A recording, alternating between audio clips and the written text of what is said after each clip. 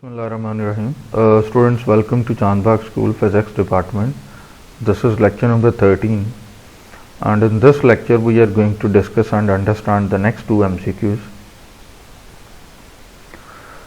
MCQ number 29. In an experiment to demonstrate two source interference of light, a beam of light is split into two beams using two slits 0.50 millimeter apart.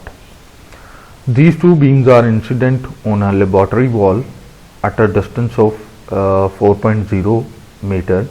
The wavelength of light is 550 nanometer.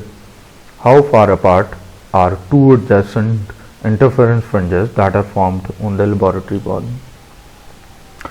Students, after reading this question, we come to know that basically this question is based upon the interference of light, and the formula that is going to be applied in this case, that is lambda is equal to AX over D, where lambda is the wavelength that is given to us 550 nanometer, A is the slit separation that is given to us 0.50 millimeter, and D is the distance from the slits to the screen, in this case from the slit to the wall, that is 4.0 meter, and fringe separation that is going to be calculated.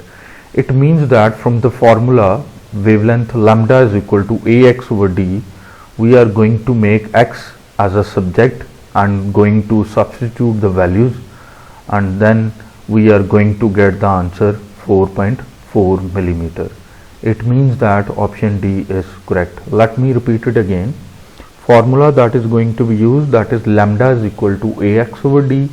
Using this formula we have to make X as a subject and then substitute the correct values, which means that slit separation needs to be converted to meter and wavelength need to be converted from nanometer to meter, and this distance from the slit to the wall or the screen, that is given in meters. It doesn't need to be converted.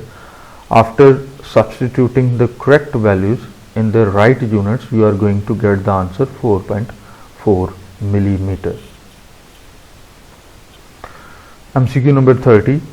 Two positive charges and one negative charge, all of equal magnitude, are set at the corners of an equilateral triangle. Which diagram best represents the electric field surrounding the charges? Let us analyze these options one by one, and then we will be able to arrive at the conclusion that which option is correct. In option A, what is shown, basically these electric field lines are originating, emerging from positive charge, and they are terminating at negative charge. Okay, this is fine. And what kind of pattern is between the two positive charges? This is a repulsive field pattern. This is also fine, which means that this option seems to be correct. But let us understand and discuss the next options as well.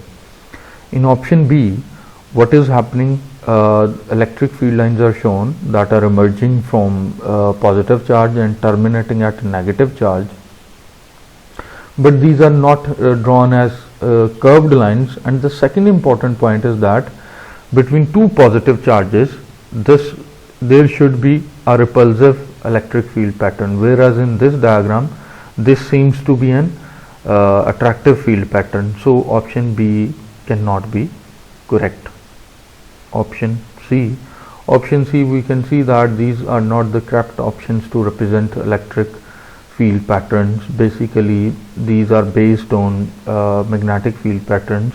Same is the case with option D. It means we are left with only one option, that is option A is the correct option.